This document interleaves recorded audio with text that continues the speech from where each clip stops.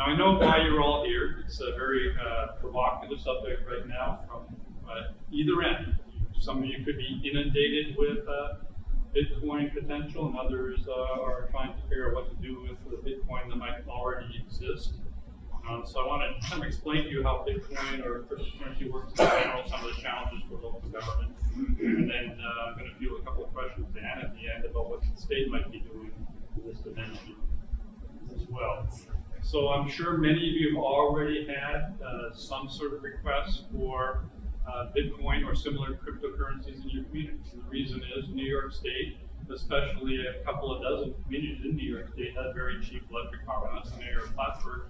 We could extend to our industrial users electric power rate of 1.9 cents per kilowatt hour.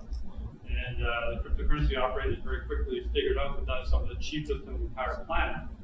We could have sold our quota of about 110 megawatts 50 times over in the first couple of months. And that created a huge problem for our constituents because then we're pushing on our quota, then we're having to buy spot power on the spot markets at a much higher rate, and cryptocurrency operators might get their rate relatively low rate, but all the ratepayers have a problem with that. And every time they come to town, they claim that they'd like you to have your community be part of the technology revolution and become a data processing center. I think you've all heard some sort of pitch like this. We're going to look at some of those issues today. They promise high-paying jobs and local tax payments, of course, as well. And you need to understand, I'm an advocate of cryptocurrency. Every one of us is going to be engaging, transacting in cryptocurrency in a dozen years. It's just inevitable. The Federal Reserve is going to sponsor cryptocurrency by then as well. So it's not an issue of if we should do cryptocurrency, but more how we should do cryptocurrency. And of course, as an economic developer and a regional economist, and a former legislator myself, I know how valuable those jobs are for communities. Quincy County is projected by Cornell to lose 10% of its population by 2050. I think many of our rural counties are in that same situation. We're trying to reverse that trend, and we have many ideas on how to do it. Some of the jobs that are promised, the tax payments that are promised, etc., just don't end up panning out, at least in the experience that we had in the city of Plattsburgh. So I want to try and have you understand by the end of today's talk why there's so much hype around this, what is attractive of cryptocurrency, when or if it can work for your community, and if you do decide to proceed with it, some of the things you may want to put in place before it arrives. And this is an incredibly fast-moving industry. The fact is, state and local, and much less the federal regulators, just have not been able to keep up with this innovation. So first of all, let's understand a little bit about how cryptocurrency works. This is a little bit of crypto 101. I'm going to focus on Bitcoin, but it's pretty typical of the way most cryptocurrencies work. First of all, there's strong and growing demand. Some of it is because people would like to have transactions in the cloud that document every transaction made, so you can go back and look at essentially a permanent ledger of all transactions. Since when you think of Bitcoin or think of blockchain, essentially a chain of transactions that are recorded in perpetuity. Some like Bitcoin because it offers them opaqueness. They can be anonymous. You can't trace necessarily who's receiving the money, although we can easily trace which account the money is going from to. You don't know the owners of those accounts.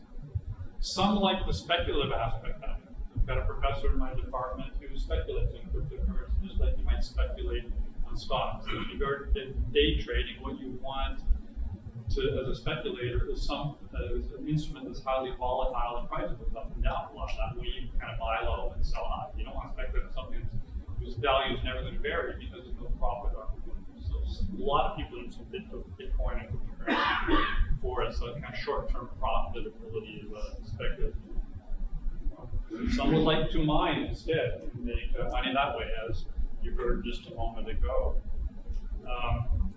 Most everybody now acknowledges that cryptocurrency of various sorts is here to stay. Each one has slightly different features. There's literally hundreds of different types of cryptocurrency. cryptocurrency, although the ones we'll focus on today are really Bitcoin and Ethereum, which are the vast majority of the market. And as a matter of fact, there's more coming on all the time. Central bankers around the world are talking about starting their own cryptocurrencies, including our Federal Reserve, including China. EU is talking about sponsoring a cryptocurrency of their own. So we will all be transacting with cryptocurrency at some point. Absolutely no doubt. The one problem we have to solve, though, is if you're going to use cryptocurrency as a medium of exchange, you're not a speculator. You want to know that by accepting a payment of cryptocurrency in the morning, you then know it has value to buy something by dinner time at night. So you don't want something highly volatile. But there are types of coins called stable coins that are tied to some sort of reserve currency like the dollar. They don't vary. They don't go up and down in value. And these are the types of instruments we'll be all using at some point, so we can transact just by flashing our cell phone up at the terminal, just like you might do with a credit card. So there is definitely going to be growing demand for this. That's why it is attractive as an industry. The other interesting thing about it is supply is very predictable and stable. Rock solid. As a matter of fact, we know exactly what the supply, say Bitcoin is at a given time, and how much that supply is going to change over the next day, week, month, year, all the way up to 2140, when they're going to peak out in their maximum supply. It's all carefully prescribed. It has nothing to do with how many Bitcoin machines are mining cryptocurrency involved. They'll realize their supply, even if the entire industry is run by one single Bitcoin machine, as you'll see in this moment. And the reason is that for all these cryptocurrencies, they have an algorithm that specifies how many new coins are going to be minted. Right now, with a Bitcoin, 6.25 Bitcoins are minted every 10 minutes by some lucky miner around the world. One of about 5 million machines like that is going to win the lottery every 10 minutes. So it's completely known how that supply is going to expand in the next 10 minutes. In a few years, that supply every 10 minutes is going to halve. It's going to go down to only 3.125 new Bitcoin every 10 minutes. It's like going to keep having until eventually there's not going to be any more mining of Bitcoin. So we know exactly at any one time that there's a relatively fixed and only very slowly expanding supply and a constantly growing demand for all the reasons I discussed a moment ago because of increased popularity. That's why the price of Bitcoin tends to go up over time. Limited or fixed supply, increasing demand. As a matter of fact, the demand increased just a little bit last week when El Salvador listed Bitcoin as one of their official currencies. Transact in their dollar there, or you can transact in Bitcoin. It's now required to be considered that. So perhaps more countries will be going along that route as well. So I'm going to get a little bit nerdy with you, in case I haven't already, explain to you exactly how Bitcoin functions, the kind of magic behind Bitcoin. I'm sure you've got access to these PowerPoints and can go into it more detail later on. But basically, a blockchain is a series of transactions. Think of them as a big spreadsheet, where every 10 minutes you're going to add another worksheet into your spreadsheet. The spreadsheet's going to get bigger and bigger all the time. So every 10 minutes, we're going to record all the transactions that have occurred in the last 10 minutes that need to be finalized. We're also going to take a number that represents the last block, and we're going to put that in our spreadsheet as well. So that links the last set of transactions with the current set of transactions. Now I've got two things in our spreadsheet, our new worksheet. All the transactions in 10 minutes, and a representative number that represents the last block. And what's that representative number? Well, I'm sure you've all encoded a file at one time or other. You got kind of like a secret code that's popped out by the algorithm that represents your data, summarizes your data. You computer whizzes, sometimes we talk about something called a checksum. It's a number that represents all the data that you process. This is basically a checksum, a representative number for the last set of transactions. Put that in there. Put all the transactions for the last 10 minutes in there. And then here's the interesting thing about Bitcoin. If you're a miner, you're going to put in one more number called a nonce. A nonce is a number used once, hence nonce. It's just a random number that a machine like that seconds. That's a very typical S9 Bitcoin machine, the most common in the world.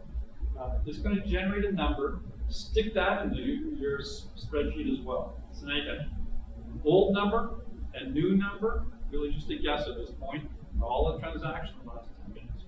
And then you're going to run all that stuff through that machine through something called a hash algorithm. And out from all that stuff in there is going to pop another number. Just basically a checksum. And what these machines do, literally for a machine like that, 13 trillion times a second, they're going to do that process, guessing 13 trillion new numbers times 10 million machines around the world. So you're doing, I don't know, 13 trillion times 10 million, a huge number of transactions every second. So you got all kinds of numbers being generated. And then what we try to do is see if the number that the machine indented compared to the number that the hash program generated matches. Now you're thinking, well, what's the probability of those two numbers matching? Stick a random number in a spreadsheet, run it through a program to get another number, and those two numbers match, or at least are close enough, you hit the lottery. You get the 6.25 Bitcoin in 10 minutes. Now, to match, there's no way it's going to match completely, even after 10 million machines running 13 trillion transactions a second times 10 minutes. None of those machines are going to exactly match, but one machine is going to be determined to be close enough. Now, what do I mean by close enough? If you're the person who's lucky to be close enough, you win the prize, but we don't want more than one prize being given out every 10 minutes. So if you have a lot more of those machines working away to try to win the lottery, they're going to have to make it more difficult to win the lottery. That's not how lotteries work after all. When the jackpot really starts rising, what do we have? A lot more people buying tickets to win the jackpot. The odds aren't any better than if the jackpot was small with a small number of tickets sold. So that's how Bitcoin works. It's essentially a lottery. From the miner's point of view, a lot of power is going into generating these cycles, these hashes every 10 minutes so they can win the lottery. There's only one winner around the world every 10 minutes. So you could have one of those machines operating for probably a lifetime and never hit the lottery. So what they do is they pool. They collect a bunch of machines with a bunch of people, say, hey, listen, we're going to go on this lottery together. And some of you maybe bought a pool for a lotto before, like that. So most people operate in a pool.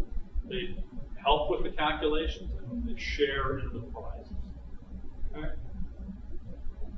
So that way we can have all the transactions. The machines are doing their thing to do it. What does one of these mines look like in reality? Some of you may have seen those in your towns already. This is a pretty typical Bitcoin mining operation. I know you're thinking, no, they told us it's going to be data processing. You're thinking of people going around in white lab coats and a lot of really fancy monitors and all this kind of stuff. That's a pretty typical Bitcoin mine. In fact, there's about 120 machines here. That would generate or use about as much power as 120 households. One machine uses on average about as much power as a household. So you can imagine 120 machines. This is just one rack. In the operation we had in Plattsburgh, he took over an empty storefront, kind of like a former Dollar General or one of these kinds of stores, put in about 10,000 machines. And so you can imagine 10,000 machines, about the size of a space heater. There's the machines you would use. It's an Antminer S9 machine. They generate a huge amount of heat because all they're doing is converting electricity to lottery tickets, right? So they're generating about the same amount of heat as a space heater. So imagine 10,000 space heaters all running in your local Dollar General store. He's using up about 10 megawatts of power. That represented about 10% of the power that Plattsburgh was allocated, and generating literally the amount of heat that 10,000 space heaters would heat.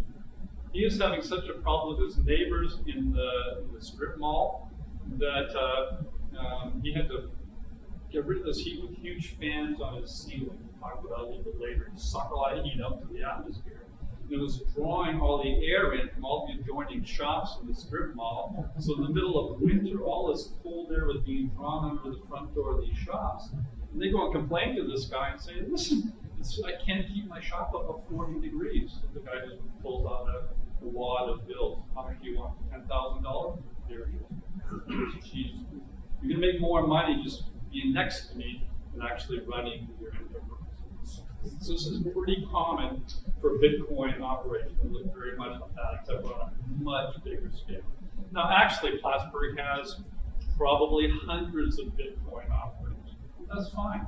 People heat their garage with a machine or two like this. People heat, if you're a bachelor, you might heat your apartment with a machine or two like this. I say a bachelor, because if you plug one of these machines in, you all wouldn't be able to hear me. It makes an awful lot of noise as the fans try to move that heat through the machine quickly enough. So they're pretty loud, but to heat up a garage, that's fine. Everybody in Plattsburgh uses resistive heating to heat their places because, you know, the residential rate for electricity is only 4.5 cents per kilowatt hour. So it's a reasonable way to heat if you're heating with electricity anyway. It's no more or less efficient than a space heater or a radiant heater you might have in your basement. So you might say, well, sure enough, it requires a real experienced technician to wire all these machines together. No. You plug them in. I didn't bring the power supply for that S9 machine. It just plugs in on the side.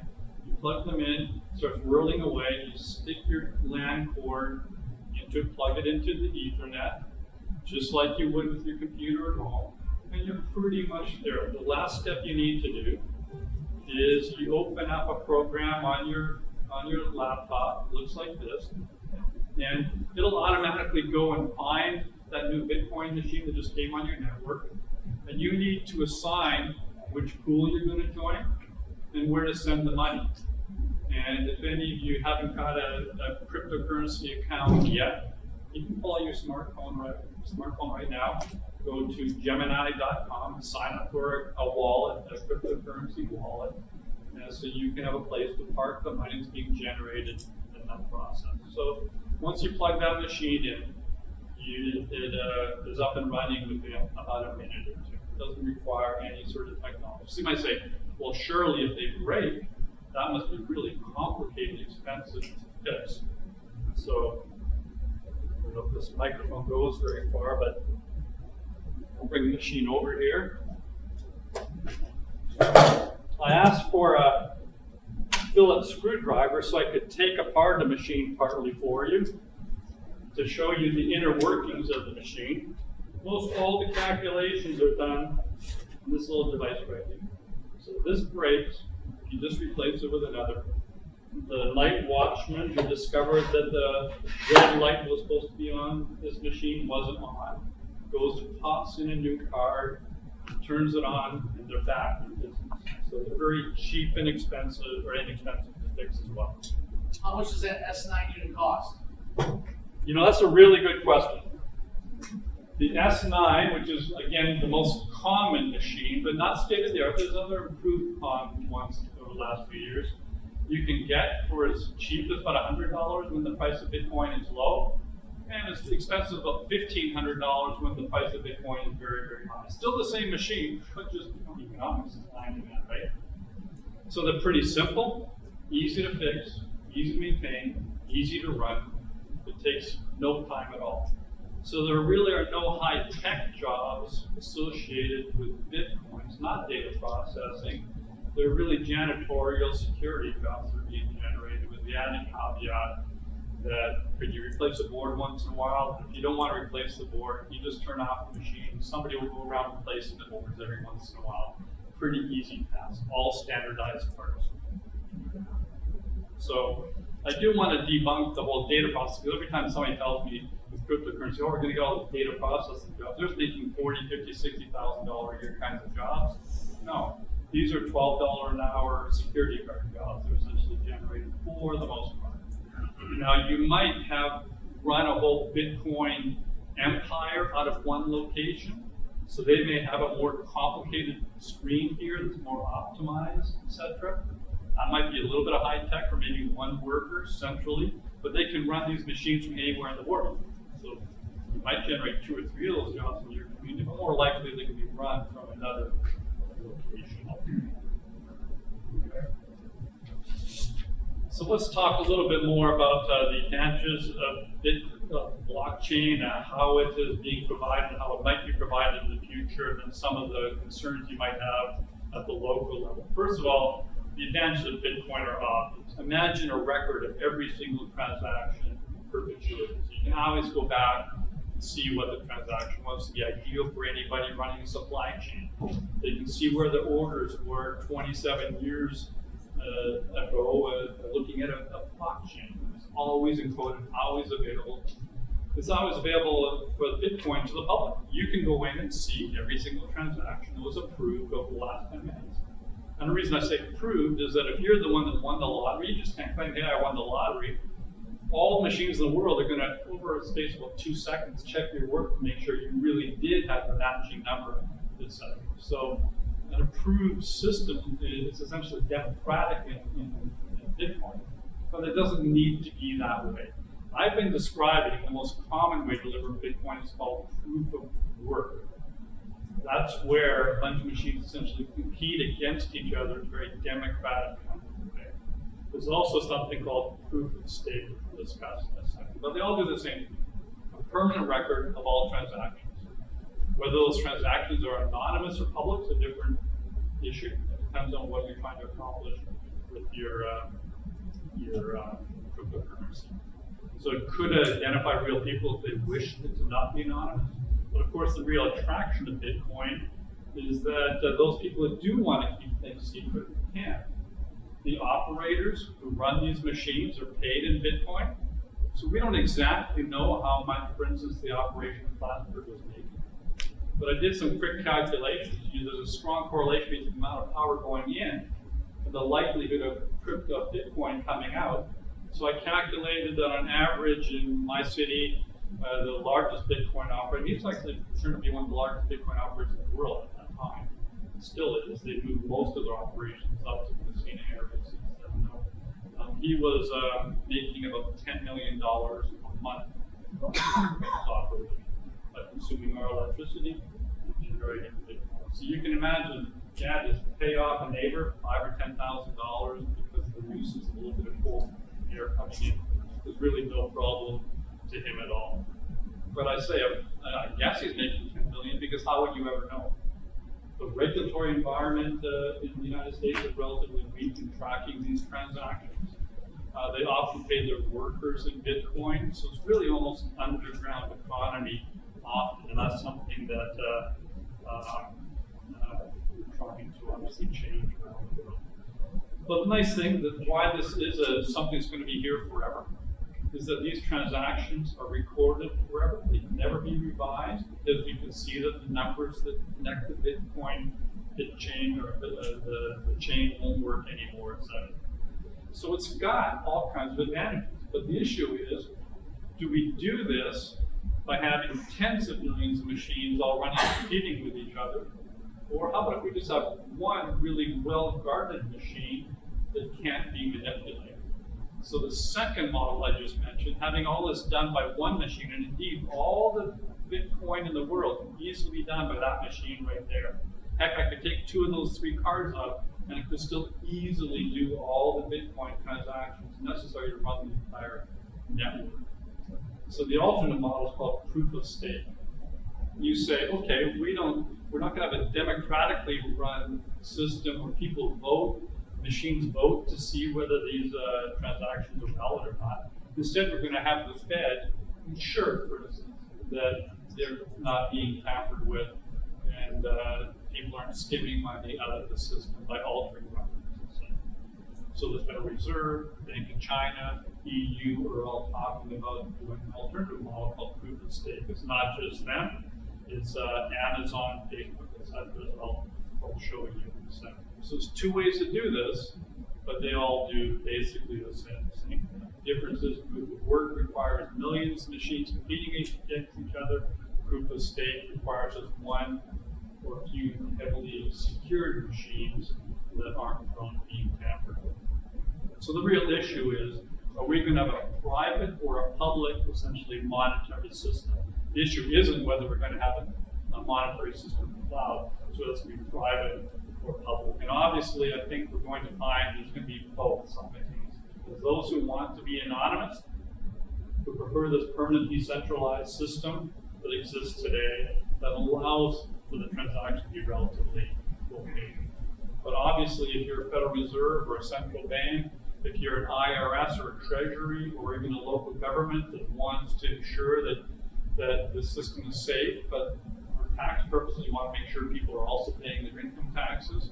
You may want to properly value the properties that are purchased to run this enterprise. If you've got a revenue model for your tax base, you want to know how much revenue is being generated, etc.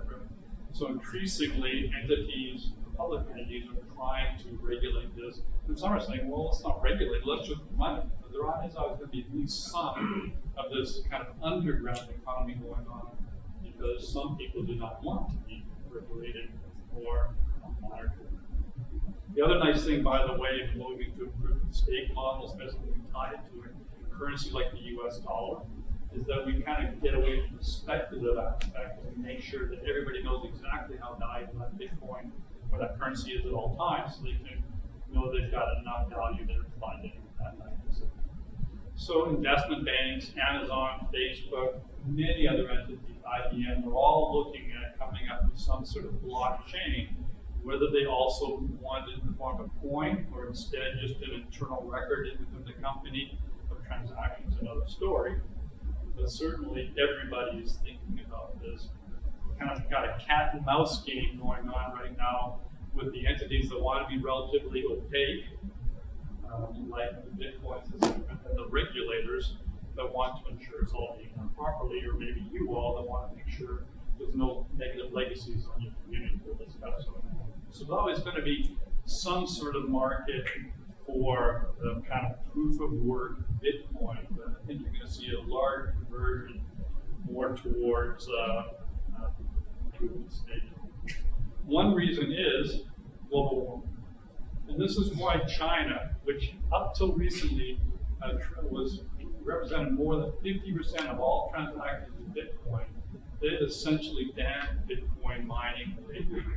And they did it for a couple of reasons. One, I think they want to replace that predominant Bitcoin with their own cryptocurrency. But the other is, they're, like everybody else, having a hard time meeting their climate goals from the Paris Treaty, the global warming treaty.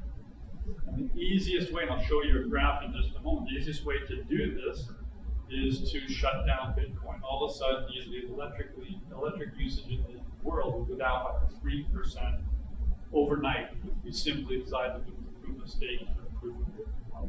So that's relatively big. This technology is very hard on our grid, very hard on our total energy footprint. So China has been novel in trying to slow down Bitcoin for environmental reasons, not because they're necessarily environmentalists, but we'll see in a moment they can make a real big effect on the energy portfolio and global warming as a consequence. Canada, which is also being inundated with Bitcoin operators right now, buying up gas-powered electricity plants, etc., is proposing to move to a carbon tax of $143 per metric ton of carbon dioxide emitted from users of natural gas, coal, etc. I'm going to see what that means in a minute. But the problem, and one of the reasons why we're so concerned about this, is that we're essentially generating Bitcoin by consuming electricity. We're also generating something else that the Bitcoin operators aren't paying for, and that's carbon dioxide. So we're all essentially subsidizing their operation by ensuring they don't pay the true price of their industry. We economists call that negative externality. With negative externalities, what you do is you impose a tax exactly proportional to the amount of carbon dioxide that's generated, or more accurately, the damage that carbon dioxide does to global warming. So Canada's determined that number to be about $143 per metric ton. The U.S. consensus in a study that the Biden administration is reviewing believes that the number for the U.S. would be about $72 in about 6 or 8 years. EU's carbon tax, they've got a carbon tax, is currently with $60. So what we really need to do is if you choose to do anything with electricity, especially Bitcoin or cryptocurrency, is, just pay your costs. And that's going to mean paying for the natural gases that are used to fuel your operation. You might say, well, what if we use hydro to get to that just a second? So everywhere in the world, people start to recognize that inappropriate or wasteful use of energy is causing global warming, making it difficult for them to meet their various obligations under the Paris Treaty. So we're seeing a big movement away from proof of work, Bitcoin, more to proof of stake. As a matter of fact, I mentioned it's two predominant currencies, one Bitcoin, the other Ethereum. Ethereum has announced that they're moving from proof of work to proof of stake at the end of this year. It's going to mean a lot of miners who have invested in specialized equipment to mine Ethereum are going to be completely SOL in consequence. But the system will be much more valuable. So let's talk about the energy consequences of this. Here I drew up a graph that shows our energy portfolio. And I ranked it in order of the least cost energy to the most high cost energy. And I got two lines here and then a couple of bars. The two lines, the first line in blue on the bottom is the cost of various energy sources currently. The orange line is the cost of those various energy sources once a carbon tax is imposed. I'm not saying if it is imposed, I say once it is imposed. Already, the Biden administration is proposing some ways to essentially do a carbon tax in the upcoming infrastructure bill without calling it a carbon tax. So we're going in that direction. Many nations are already there. Off to the far right, the highest bar is gas-powered plants that only come on during peak demand. Some of you may have them in your community. They're very high cost because you're paying all that overhead, but they're only running hard a few hours every month. It's very expensive. The next bar below that is coal. Very high price, especially under carbon tax, because they emit an awful lot of carbon dioxide. The middle bar is natural gas. The bar just to the left is newer and new design nuclear power plants. The bar to the left of that, now we're getting to the blue bar here, is hydroelectric, something a lot of us in New York State can take advantage of. Moving further to the left, now we're moving to the lowest cost providers of power, and this may surprise you, is first wind and then solar. Doesn't represent a large amount of our energy portfolio yet, only approaching less than 500, whatever number it is, 500 billion kilowatt hours of generation per year, but growing fast. As a matter of fact, those first two numbers, which are now the lowest cost form of power we have in our system, Biden is proposing to increase that number of 500 billion kilowatts by 16 times by 2032. So if he does that, that's essentially going to mean we're not going to need most of the other forms of power anymore. There probably will still be a role for hydro, obviously, because those plants are built, they're very efficient. There'll still be a role for nuclear because of some new nuclear power plants that are coming on that are going to be located at the locations of the former nuclear power plants and taking in all that waste radioactive material at the plant and reburning it in a much safer and more efficient way. So those will still probably be part of our energy portfolio because we have to do something with that nuclear waste. But if we can expand, as Joe Biden expects we will be able to, we're not going to need the sources off to the right. The other goal he has is to reduce power consumption by 50%. So even if he just did that, we're going to wipe out the right-hand side of this graph. We're going to not need that anymore either. So I think the writing is on the wall that coal and natural gas is probably going away as an electric source by some time next decade. At the same time, we know in our local jurisdictions we really can't ban any form of legitimate commerce. But what we can do is make sure currently that they're good neighbors. This is something you may want to, as legislators, start thinking about now because this industry moves incredibly quickly. Like I said, we didn't experience many jobs or expanded tax base in our city, but we did manage to protect our ratepayers. Some of the things we did is to ensure that the cryptocurrency operators won't cause our electricity rates to go up. Because basically, let's go back a little second here. If Plattsburgh is forced to use up all its hydro, that light blue line over here, start moving into more expensive power on the spot market, we all share in those costs. So one of the first things that we did was we petitioned the PSC to do something called Rider A. Rider A says that if a community is pushed into having to buy extra power because of the cryptocurrency operation, they defined it without naming cryptocurrency. Anybody that uses more than 250,000 kilowatts in a relatively small space, but really that only cryptocurrency amasses that amount of heat and power in one location. It really was cryptocurrency.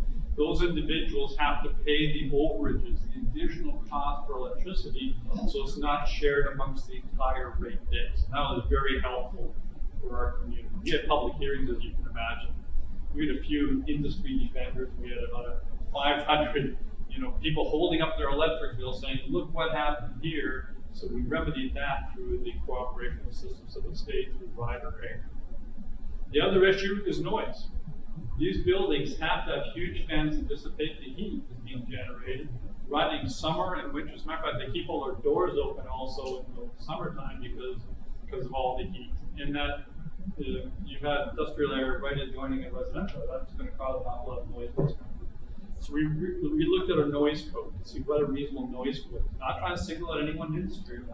We just looked at what other communities that might have noisy industries do, and we imposed that. We wanted to make sure our workers were protected. So we looked at the OSHA standards, heat standards, and we imposed that on our local businesses as well. Something like you can't be in 110, 120 degrees for more than 30 minutes at a time. This is an interesting one to protect our firefighters. If one of these machines catches fire in one of these buildings, not really designed to contain fire, heck, this was an old strip mall that stuck them in. We wanted to make sure that our firefighters were protected. As you know, water and electricity don't mix very well. So we want to make sure there's proper power cutoffs, that there's proper sprinkler systems that will disperse material that won't add to the hazard if one of these places catches fire. And we wanted to make sure, this was the kicker, after we imposed these standards, we had nobody coming and applying for Bitcoin anymore. The kicker was, we said, listen, this is a wonderful resource we have. This is a great tool for us to attract industry. We can't squander this electricity. You're welcome to come to our community, but instead of putting all that electricity in the form of heat out to the atmosphere at a 20 below winter day, how about if you recycle it? How about if you use the heat up a gym or a recreation center, or team up with an industry to heat up their building, etc. And not all, because I know nothing is perfect, but what if you only recycle 60% of your heat, only on the cold winter days? So we're not just putting all that heat up into the environment. That was the kicker. Now there are other communities that looked at this, but we have recodified it, and that seems to be what will really turn Bitcoin operators on. What they want to do is have a lot of power, very few regulations to do their thing. But this is, if we are going to be doing this, I think this is the direction that many places will start. Okay, and then finally, I need to have you all recognize that this generates a few jobs, maybe a little bit of tax base. You'll see in your communities will be very generous, donating money to your school funds, etc. If they can do that in a benign way, that isn't going to hurt your community, that's great. One thing before I kind of close up here is what the miners are now doing. Instead of taking electricity from the grid, they're saying we're going to generate our own electricity. I think of a company in Maine that bought a hydroelectric plant. I think there's one near Scholar Falls that did that recently too. There's a couple of companies that are looking at converting former gas-powered plants to run their Bitcoin operation. And that's fine. If they convert a gas-powered plant into your community to Bitcoin, and when in a few years they're paying for that carbon tax, it's no longer going to be profitable for them to run Bitcoin anymore once the carbon tax is imposed, even if they're getting relatively cheap gas or stranded gas, whatever they might argue. and they're getting paid in Bitcoin. That money is disappearing very quickly. They're running as an LLC. There's not much assurance that you're going to have that they're going to properly decommission that plant. So you as an accountant may be in the business of decommissioning some of these large-scale plants once they inevitably move on. Bitcoin, as we know it, in this regulatory environment and with the greenhouse gas treaties, etc., probably can't sustain itself for too much longer. And not useless and the state. So in conclusion, I will open up with some questions. I've got a question for our representative or assemblywoman here as well. First of all, digital currencies are obviously here to stay. It's not an issue of whether we'll transact with them, but rather how we'll transact with them to make them good members of our community. The energy implications of cryptocurrencies will surely move us all to proof of stake, where we only need a handful of machines around the world rather than millions of machines. Governments and institutions are going to be underwriting many of these operations. There's always going to be some small niche markets for the kind of illicit underground markets. Cryptocurrency is going to continue to evolve. It's a little bit of a cat and mouse game, as I mentioned before. Every time you kind of close off one kind of avenue for doing things, they're going to find another avenue. They're very clever and entrepreneurial that way. So they'll never be exactly obsolete. But if you're a locality, you really need to look at the long-term implications of this, not just the short-term promises, because I'm not confident in the long-term the industry will be particularly viable in this form. So, in closing, it's not really a matter of if we move to cryptocurrency, but how can we do it to make sure it's done right, and to make sure at least it's benign for your community, and certainly avoid having it end up being a costly legacy for you. So tread carefully. You might want to look at what Plattsburgh did. It turned out, I think, we're the first jurisdiction to have a moratorium on Bitcoin, so we could get our act together. It took about 6 months to promulgate the code. You're welcome to look at the code. You can access it all on eCode 360. I'm sure many of you are familiar with that, with what we did, and hopefully it can be a model for someone continuing to want to do as well. But I'd like to open this up for questions. And the first thing I'd like to know, since I mentioned that it's very difficult for governments to move nearly so quickly as this industry moves, I'd like to know from Anna what kind of things the state is looking at right now to help us with this. Please come on up. And Anna was introduced earlier. Anna Callister represents the. Hi, everyone.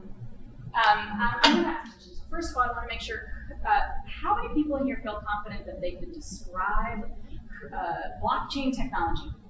All right, perfect.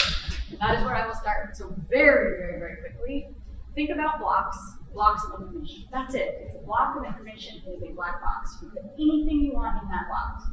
You could put medical data. You could put education data. You could put a transaction of a currency in that block. If you have a transaction, it creates money, and then you have another transaction that uses that money. Then the information in that block has changed. You have another block. Each block, just like a car, has a VIN number, right? You might have a Toyota Camry, I don't have a Toyota Camry. But if we did, how would we distinguish yours versus mine? It was the exact same color next to each other. You could look at the VIN number in your windshield and say, oh no, that one is associated with my social security number and my name and my deed, blah, blah, blah, blah, blah. It has all the information, so that I know is mine. It's the exact same thing with a block. We need to know that that block is unique, that it has that information, it is given a VIN number, or what we call a hash. And if that information is changed, say a transaction, so there's new information in that block, you create a new block, it has a new VIN number, it has a new hash. It is a different hash because you have new information, it's a new transaction. But in that hash of that new block, it has embedded in it a bit of code that says, yeah, I'm new and I have new information. I'm not going to tell you what's in my block, but I'm going to tell you I'm unique. And I'm going to have a little bit of code that connects me to the previous block I came from, thus blockchain. The whole point of it is that it is decentralized. So it is very efficient. People can be engaging in it from all different parts of the world simultaneously, very, very fast, efficient, and you can secure every single block simultaneously. So that is the technology to which cryptocurrency is based off of. Does that make sense? Did I translate that really? Okay. So cryptocurrency, any cryptocurrency, it's using this decentralized blockchain technology. So that it's fast, it's efficient, and here's the thing, they have to create a mechanism for it to also be secure, right? Because you want your money to be secure. You're not going to trade in a system where your money isn't secure. You're working in a fiat currency. So let's say you take your ATM card to a bank. You put your ATM card in the ATM machine. What happens? Anybody else, a teacher? So I'm going to be calling on someone if they don't speak up. Anybody? Okay. But what happens first? It asks you for a password. It asks you for a password. You put in your password. What is it doing? Oh, it's verifying that you have access to it. Thank you so much. I would throw a cane bar at that. So, all of you. So it is validating that you are who you say you are, and it is the bank that's validating who you say you are, and the bank is secured by a government, right? So it's backed by a government. So essentially, a currency, the currency or the country, right? It's a country's currency, and they basically outsource to all banks. They say, you administer this currency, and we will pay you to do it, and we will secure you, and we will back you, but you are the administrators of this currency. We can tell you how much money is in circulation, we can pull money out of circulation so that we can regulate the value of that currency, but it is essentially the bank that is securing it, and behind that, a government. That is not the case in cryptocurrencies. Cryptocurrencies are not only validated, but they are used by only the users, right? So they have to create mechanisms that are automated, where the users themselves validate those transactions. Each of those blocks are validated by users. And there are different forms of validation. There's about 16 forms of validations, right? The first one ever was created in 2009, and it happened to be proof of work. And they created a system. It was once described to me by an engineer who's brilliant, and he obviously was a teacher, maybe a kindergarten teacher, because that was about the level I needed at the time. And he said, let me tell you the difference between two forms, proof of work and proof of stake. There's 16 different types. There's proof of authority, proof of I don't even know what. There's about 16 different types. So here's proof of work. You've got a city and it needs protection. So you buy a bunch of mercenaries and you put them on the outside of the city and they protect it, but you gotta keep paying them and keep paying them or they'll leave. But they're securing the city. Or you can use proof of stake, which is you build a wall around the city and it protects it most of the time unless it's being attacked, and then you pay to have soldiers or mercenaries come and protect your building. The point that he was trying to make, and I can go into much more technical because I've now spent too much time with engineers, is that in fact, the more recent forms of validating transactions, proof of work being the original, proof of work is like a jalopy. Where a proof of stake, as far as security is concerned, is like your Tesla sports car, right? The whatever version they have, the Y something. So that I think is really important that we understand that not all forms of cryptocurrency are equal. We need to understand the form they are built off, which form of validation of the transaction. So that's what we were talking about here. Now, why did he bring up that it's like one computer versus a ton of computers? Because in proof of work, they basically get all of these miners to compete with each other to try and solve the mathematical equation faster than the other. And whoever solves the mathematical equation first wins Bitcoin or whatever cryptocurrency is based on proof of work.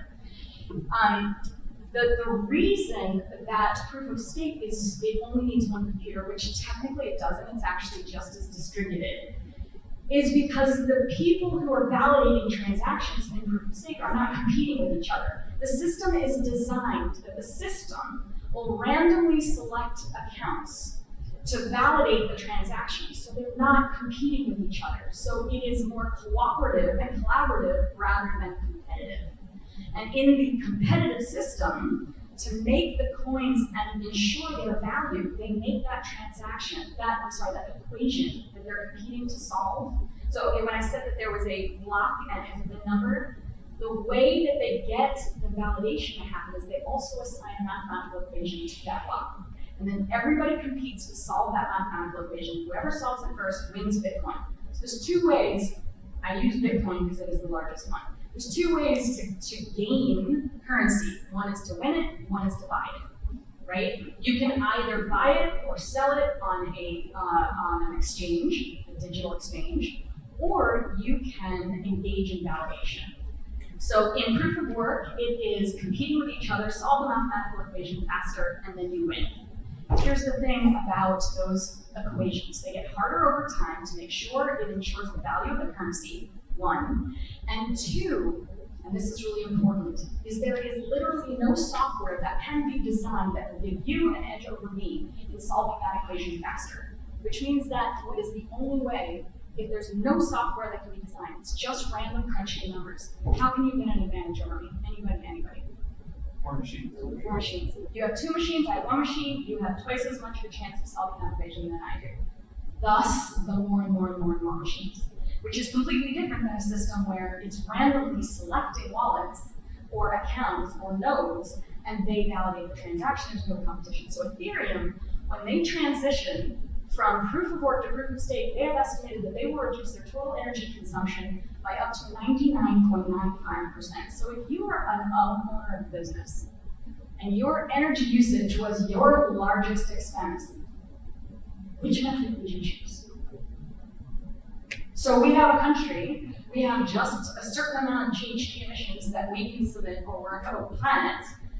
We gotta be practical. We're all seeing this climate change happen. We recognize that there's a place for cryptocurrencies, so let's just be practical, is where I'm seeing it. Let's find mechanisms that are more secure and more efficient at the same time. So that is what my interest is in proof of stake. I'm also studying some of the other forms of authentication because I find them very fascinating. But I wanted to make sure that everybody walked away with an understanding of how they worked. One last thing with proof of stake. The way that they have the validation, when you sign up for an account, you can choose to be an operator or you can choose to be an investor. You actually identify that when you build your wallet. If you have a server, you can say, I'm going to choose to be an operator. You actually basically are contributing your system so that you are potentially being used for one validation when they're looking for validators for a transaction. You could be selected. How do they pay people in proof of stake? When you have a wallet, when you have some currency, they essentially consider it a bond. You are contributing money into, and you therefore are putting stake in the game because you own some of that currency. But if you are an attacker or you want to fraud the system, you're risking losing that money. So it is, in a way, a bond into the system. You also, when you engage in a digital marketplace, if you sell or buy currency, there's a fee. The way they've designed the system is that fee is then used, this is the way the system. So when you validate, if you're selected, you're randomly selected, they use those fees, redistribute them out to pay the operators who validate the transactions. Very efficient. So I just want to make sure that people understand the intense technology and engineering that's gone behind these systems, and that they are built off of blockchain technology, and that they are whole and enclosed systems in and of themselves, each currency, that are then traded on digital exchanges, just like the dollar is, just like the yen is, just like any other currency, and that is what is spinning up right now. So an alternative currency, some people call it people's currency, they're not fiat-based, that's why some people call them a scam. Think what you want of them, but what I'm interested in is the difference between the validation methods that are used between the different types of currencies. So we recently, and this was described a few minutes ago by my lovely colleague, that we are concerned about the energy consumption between the different types. And because the energy needs of proof of work, let's step back for a second. Do people now realize that proof of work and miners are only proof of work? You don't need miners for proof of stake because they're not competing against each other, right? So mining, when you say cryptocurrency mining, it is only for proof of work. We do not need miners if you're doing proof of stake. So you don't have to get rid of cryptocurrencies just by not doing proof of work. But the miners are only associated with proof of work, right? So if you get rid of proof of work, the need for the miners goes away. So this whole concept of energy consumption is only associated with proof of work. In a proof of work model, right, you've got these miners. We now know it's a ridiculous amount of energy consumption. So you are deciding to engage in this. What is your greatest expense as your company if you are a miner? Is the energy, right? Because we've now learned you don't need that many jobs. So, right, if you're a savvy business person, you're going to want to reduce your costs, you're going to want to maximize your profits, you want to reduce the amount of energy consumption. The cheapest way to do that is just buy your own energy source. Make your own energy, which is exactly what happened in New York State. The first company to just buy their own power plant was, as many of you have now heard, is Greenwich, which happens to be in the Finger Lakes, which happens to be in New York, right? They are taking in 130 million gallons of water a day at 40 to 60 degrees temperature and dumping it back out permitted up to 86 degrees temperature in the summer and up to 108 degrees temperature in the winter. And I don't know about all of you, but I usually prefer my hot tubs at 104 because I like to sit for a while. It is dumping it into a Class C trout stream, not directly into the lake, right? So it's a 650-foot lake. It's not going to run the lake that quickly, the entire lake.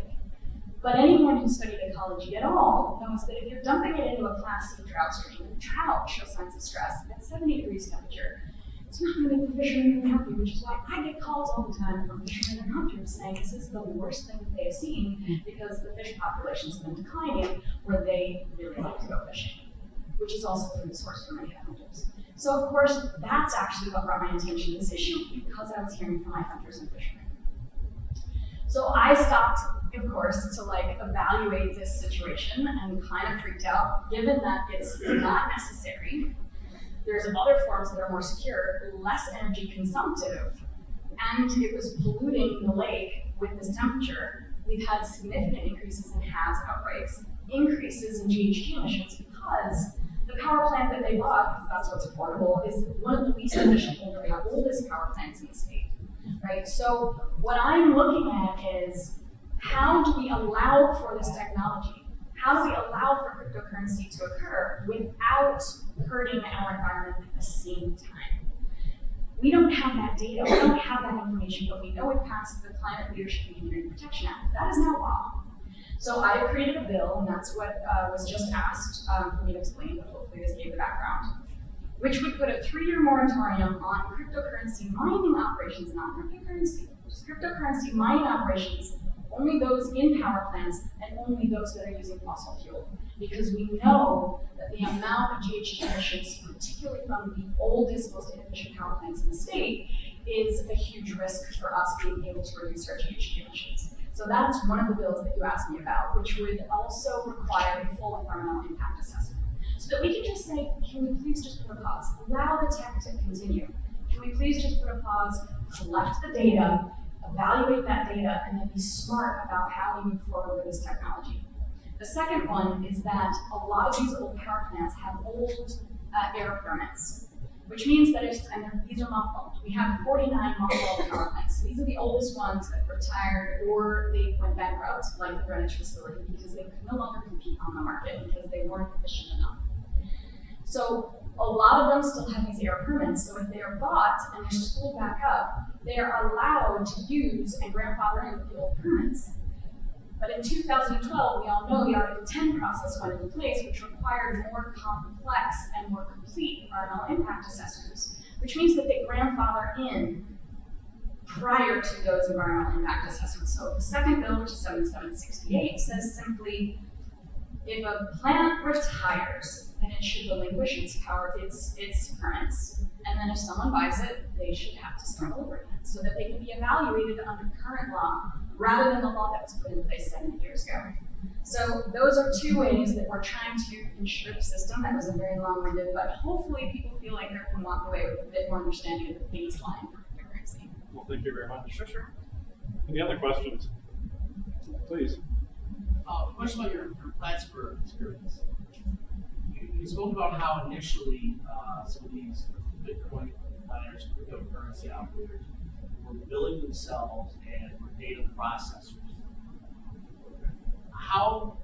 I guess, how sophisticated were you guys? How easy were you able to dig down and find out, oh no, you're really Bitcoin, you're not going to be processing medical records or whatever. How transparent were they? How did you find that out? They're not transparent at all. They really come in under the radar screen. My predecessor was inundated with these. I came in going, holy cow, with all our energy going. So we had to move very, very quickly. This is back when the Bitcoin price was very high, back in 2016, if I recall. So they really slip in under the radar. They come in, at least for that, but they can't come in under the radar with a wrench kind of operation. But they can come in saying, hey, we just need a little bit of a building permit to, put a few central processing units in this building, and we're going to call this server farm, etc. That's how they kind of argue to come in and get through the local building codes, which there's no way any of our building codes could possibly have anticipated, 10,000 of those space heaters in one small little room. So they're coming in as low under the radar screen as they possibly can. So beyond the big large scale operations, rarely when I've seen it, that's always what they've tried to do. They never use the term Bitcoin. Were there certain things that caused them to need to come before zoning and planning boards to? No, because we didn't know that it was a type of use that would be kind of non-conforming, because our codes had never kept up or anticipated that there might be more than 250,000 kilowatts of energy concentrated in one small room. But now we've got that standard in place. But this industry moves far, far quicker than any of our local zoning and planning boards would. Of course, if they wanted to come in something non-conforming, they'd have to do that. But if you can imagine them up against the zoning board, and they're up in there saying we're going to generate hundreds of jobs or whatever, and we're going to be great in the community, etc., the public will say, okay, we don't really understand this technology, what you're doing there, but I guess it's okay, right? That's the disadvantage that so few people really understand the ramifications of what this means for your community. So information. Doctor, if I may, and something will thank you. I think that's part of the reason why counties are asking for some assistance from state government, because it's such a complicated issue that none of us really are capable of wrapping our heads around. That if ever there was any kind of industry that needed state or federal level regulations, it's that, because I don't think, personally, as a county official, and I don't think you could have done what you did in Plattsburgh if you were anybody else other than who you are, a SUNY Plattsburgh economist who happens to have an in-depth knowledge of cryptocurrency. I mean, that's just pure luck that happened to your city, and they owe you one. But very, very challenging for municipal level and county level officials to tackle. And so it's nice to hear that someone's got their finger on the pulse, I think. I think a few things are really important. One is that he has written templates of all code. So, and has made them public. So if people want to just create a safety net, they don't have to reinvent the wheel. The other thing that's important is that at the state, we're also working with the federal government. The federal government is where they're really looking at all the regulations so that it's secure, so that people aren't frauded. But there's also a lot that I didn't get into, which is incredibly nuanced and technical about the way the systems work. That, the more I learn about it, the more positive and I feel about them, particularly for the state, the way the securities have been built in the system. But the state is working with the federal government on the regulatory part, and I've started to work with a few senators at the federal level on the environmental part. Because we do need to make sure, since I think it's a done deal, I think it is coming. We just need to make sure it's safe, efficient, and it works with our goals. Could you comment on the state of the federal government determining, for example, Joe Gensler of the SEC, very big proponent of cryptocurrency, taught it at MIT, currently reviewing cases to determine whether it's a currency or it's a security, and that's pretty much the framework, I think, of bringing new regulation from the federal level, which frankly, the Securities Exchange Commission is there to help the securities market, not the currency market. It's the Fed's job. So there's not this regulatory framework that can help local government put a plan in place to your point. Can you comment on the state of that, or what might be holding federal regulatory authorities back from pushing that forward to bring that clarity? That's a really good point. And so there's really two types of coins, right? One's, and we're seeing starting to develop now, the stable coins that are tied to some sort of currency that won't be a good speculative tool because it's, it's linked to the dollar. And at that point, it's more as a currency.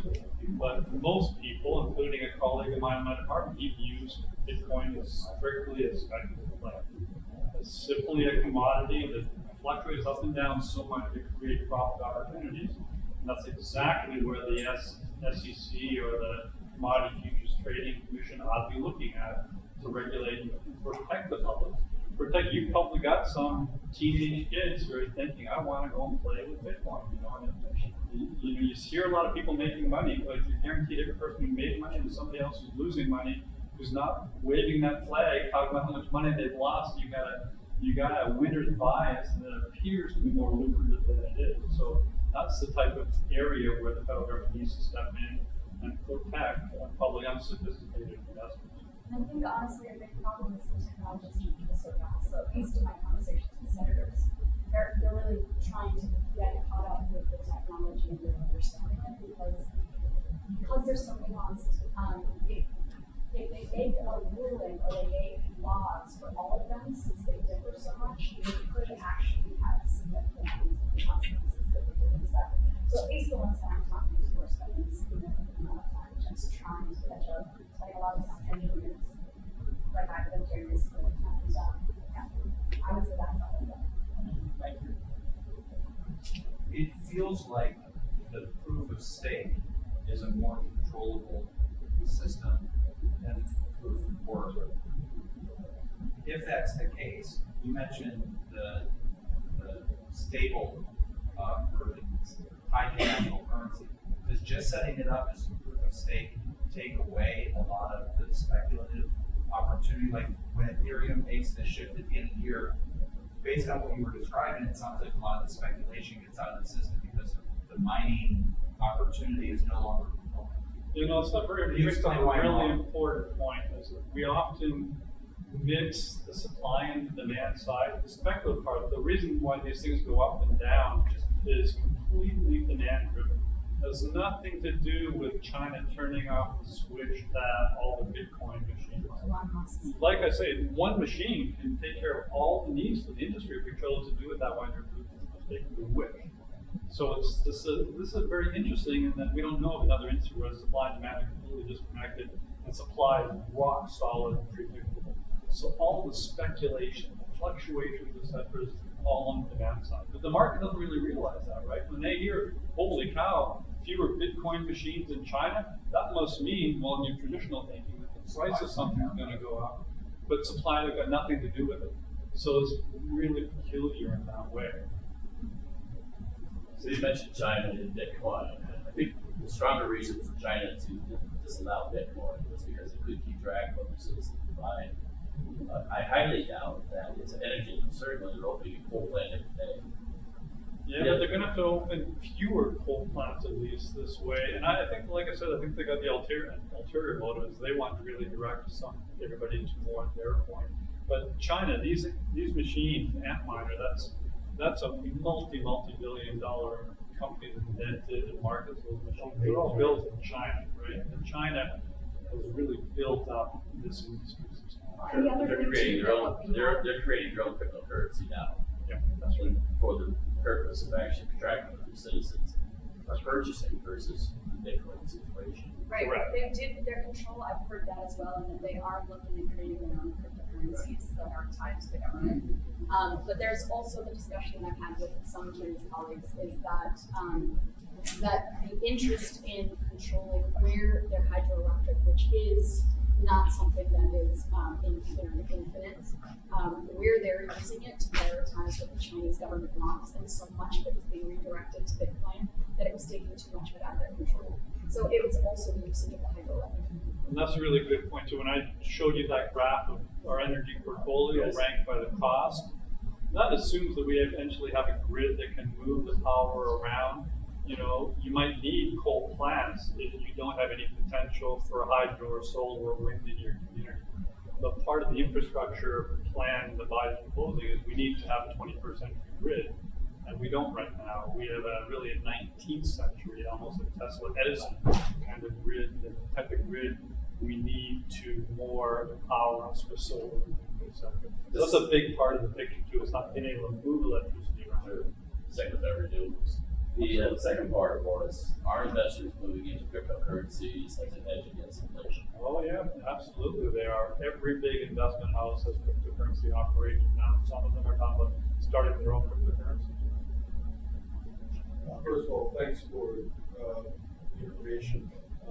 I believe you guys spent a lot of time talking about Bitcoin, a lot of time talking about mining, and those two subjects are very, very important and probably translate well amongst the audience here. One of the truisms of this space is that you can't possibly study quickly enough to understand the changes in real time. So that's the bad news. But there is good news. And the good news would be that we're at a point now where regulatory clarity is coming. It's not here yet. It starts at the top. The Fed is grappling with this on a global scale. And eventually it'll trickle down to where it's useful for you guys. You'll have a clearer idea of how to interpret this information. But in the meantime, I just humbly suggest to all of you, the best way to approach how this subject translates to your everyday life is look at it through the lens of what you do every day. I'll give you an example. Governments, municipal governments in particular, are always dealing in transactions, correct? Always dealing in paying money, receiving money, stakeholder transactions, public transactions. So my suggestion would be look at the various use cases that are tied to these different up to 10,000 cryptocurrencies in existence today, and choose to study use cases which align with some of the jobs that you do every day. For example, if you're tied to payments and remittances, there are specific cryptocurrencies that are among the leaders on the globe in doing exactly that. And they are now speculative assets because they don't have regulatory clarity.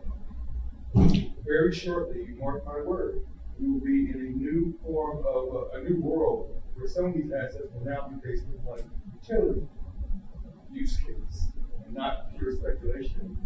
So my humble suggestion to all of you is that they provide a great on-ramp into this world. So use your own initiative to then go and study some of these individual use cases for these individual cryptocurrencies, and it'll make a whole lot of sense later on. And you'll remember me, everything I said 10 years ago, right? I just want to make one quick clarification on that, and then the one last question. But New York State is the only state in the country that has regulated that the exchanges need to get certified in New York State in order to engage in New York State. So you need to understand that system. I think Coinbase and yeah. There's only a few that are registered, and not each one of them deals in some of the currencies. They don't all deal in all currencies, and they have different regulations. So studying first the exchanges first before you study the currency, so you at least have the sphere in which you have the list of currencies that you can possibly engage with. I think we have one more question back to us. Yeah, I mean, mine was kind of a similar comment around, how do you look at monetizing this for the government, right? When you think about sales tax or any other taxes that you normally do in a use case on a daily basis, how do you kind of convert that, reflections of tax payments, whatever, how does it kind of think on a daily basis, or how do you stand platform, and how do you say, look, we don't have a system on car pay. They have very little put out. Yeah, first of all, I think that cryptocurrency, blockchain as a vehicle for transactions, recording it, have huge utility. Definitely, we're all going to be seeing cryptocurrency blockchain in the future. The issue of how a locality monetizes, very early on, we had Bitcoin operators saying, we really want to come to your town.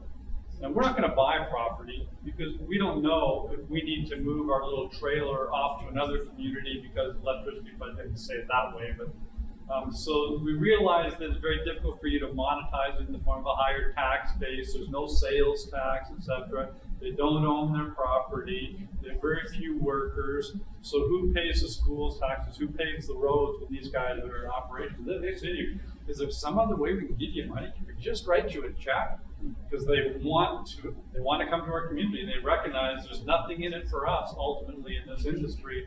On the upside, potentially an awful lot of downside, including having to decommission large plants if they all of a sudden leave. So this is a real footloose and fancy-free. When they got a slightly better deal in not having a firmer regulatory environment for their expansions, they were off in a weekend to move to an adjoining community. All of a sudden, they just put a bunch of their machines in a trailer, and they were gone. So that's the nature. How do you monetize something that is so incredibly transient? It's easy to monetize and get a new tax base when they're building new factories and hiring hundreds of workers. It's incredibly different with this industry. Ladies and gentlemen, please join me in thanking the doctor.